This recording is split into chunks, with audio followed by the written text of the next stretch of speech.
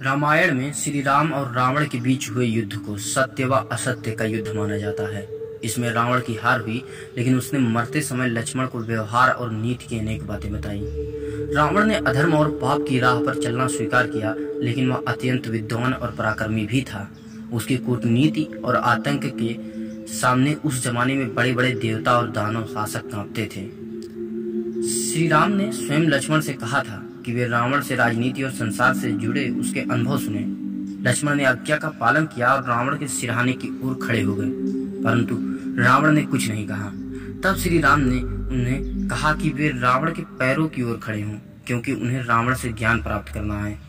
जिस इंसान से ज्ञान प्राप्त करना हो उसके पैरों की ओर स्थान लेना चाहिए। लक्ष्मण ने ऐसा ही किया।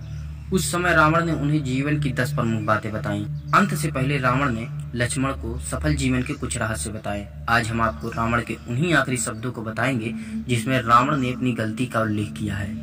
रावण ने लक्ष्मण को जो पहला उपदेश बताया वो ये था कि हे लक्ष्मण, अपने सारथी, अपने रसोइये, चौकीदार और अपने भाई को कभी दुश्मन मत बनाना, क्योंकि ये ऐसे लोग हैं जो तुम्हें कभी भी नुकसान पहुंचा सकते हैं।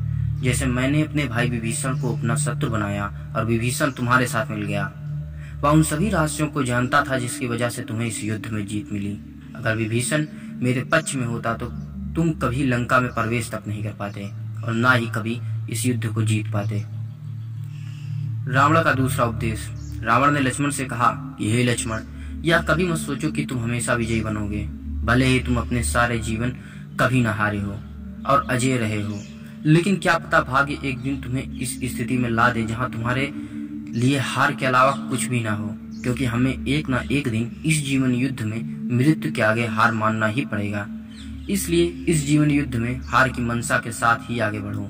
मैंने पाताल लोक और पृथ्वी के अधिकांश हिस्से को अपने ताकत के दम पर हासिल किया था। कई महारथियों को मैंने युद्ध में हराया। देवता, दानव और तीनों लोगों में मेरा खौफ था, जिससे मुझे लगने लगा कि मैं जय हूँ और मुझे कोई हरा नहीं सकता, और यही मेरे अंत का कारण सिद्ध हुआ। रावण का दिया हुआ तीसरा उपदेश। हे लक्ष्मण, कभी भी ऐसा मत सोचो कि तुम्हारे दुश्मन तुमसे छोटा है। मैंने मनुष्य, बंदरों और भालुओं की सेना को अपने सामने छोटा और कमजोर समझा, और यही मेरी भूल थी। मेरी इसी भूल की वजह से हम तुमसे ये युद्ध हार गए। जब मैंने भगवान ब्रह्मा से अमरत्व का वरदान मांगा, तब उन्होंने मुझसे कहा कि केवल बंदर और मनुष्यों के अलावा मुझे कोई मार नहीं सकता। ब्रह्मदेव इस बात को बखूबी जानते थे कि मैं त्रिलोक विजयी रावण अपनी ताकत में मग्न था। मुझे लगता था कि जब स्वयं देवता दानव मुझे नहीं मार सकते, तो कैसे एक साधारण मनुष्य और बंदर मुझे कैसे मारेंगे। यह मेरी सबसे बड़ी गलती थी, जिसके चलते मेरा पूरा साम्राज्य समाप्त हो गया। रावण का दिया हुआ चौथा उपदेश। हे लक्ष्मण, जो इंसान ताकत और यश पाने के लिए उत्सुक हो, उसे लोभ नामक राक्षस से दूरी बनाए रखनी चाहिए। जब भी यह लोभ नामक राक्षस एक सांप की तरह अपना फन उठाने की कोशिश करे, उसके फन को उसी समय कुचलकर नष्ट कर देना चाहिए। जब हमारी जरूरतें लालच बढ़ जाते हैं, तब यह आपके लिए एक भयानक राक्षस का रूप ले लेता है, और जब तक यह भयानक राक्षस का रूप लेता है तब तक हमें यह मालूम नहीं होता, और तब यह भयानक राक्षस हमें धीरे धीरे अपने वश में कर लेता है। हे लक्ष्मण, मेरे साथ भी यही हुआ। मैं भी लोभी, लालची बन गया था। सत्ता और ताकत के लोभ ने मुझे पूरी तरह से अंधा कर दिया, जिसकी वजह से मेरा सारा ज्ञान, मेरे वरदान, मेरी बुद्धि इसी के कारण नष्ट हो गई। रावण का दिया हुआ पांचवा उपदेश। हे लक्ष्मण, एक राजा वो ही है जो प्रजा के हित के बारे में सोचता हो। एक राजा को अपने प्रजा के हित के बारे में सोचना चाहिए। एक राजा को अपने प्रजा को अपने बेटे के समान देखना चाहिए। जो कुछ भी एक राजा राज्य को सुख पहुंचाता है, वही राजा का सुख है, क्योंकि राज्य हमेशा राजा से बड़ा होता है। क्योंकि एक राजा प्रजा के लिए बनता है, यही एक राजा का धर्म है और कर्तव्य भी। अपने लोभ और लालच के चलते मैं यह करने में असमर्थ हुआ। अपने राज्य के दौरान मैंने हमेशा अपने लोभ और अहंकार को अधिक मोल दिया। मैंने अपने प्रजा और राज्य का हित कभी नहीं देखा। प्रजा के बारे में ना सोचते हुए मैंने श्री राम के शांति प्रस्ताव को भी ठुकरा दिया था, और ना ही ये मेरे विनाश का कारण बना, बल्कि पूरे लंका के विनाश का कारण बना। रावण का दिया हुआ छठवां उपदेश। हे लक्ष्मण, हमेशा एक ऐसा साथी या मित्र पर भरोसा करना जो बिना डरे तुम्हारे सामने तुम्हारी आलोचना करता है। जो बिना किसी डर के तुम्हारे सामने तुम्हारी निंदा करता है। वह ऐसा इसलिए करता है क्योंकि वह तुम्हें खुश करने के लिए ये नहीं करता, बल्कि वह हमेशा आपसे यही चाहता है कि आप एक आदर्श व्यक्ति या राजा बने। मगर उन लोगों से संभल कर रहना जो तुम्हारी हमेशा प्रशंसा करते हैं, क्योंकि इन्हीं लोगों के कारण तुम्हारा विनाश भी हो सकता है। रावण का दिया हुआ 7वां उपदेश। लक्ष्मण, कभी ये मत सोचना कि तुम अपनी नियति और भाग्य को बदल सकते हो।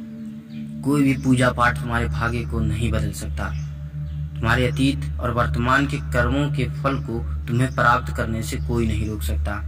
तुम्हारे कर्म ही तुम्हारे भविष्य को तय करेंगे और तुम इससे बदल नहीं सकते।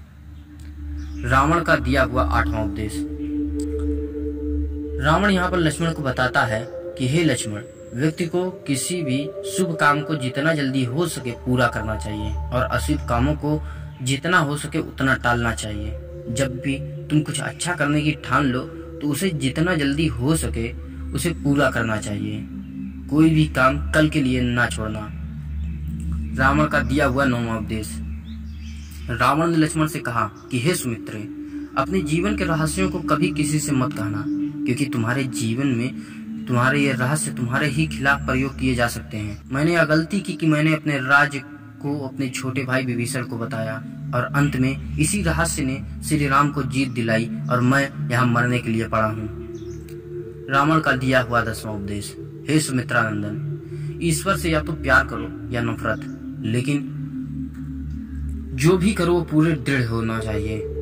अगर एक भक्त बनना चाहते हो तो पूर्ण भक्ति किए जाओ।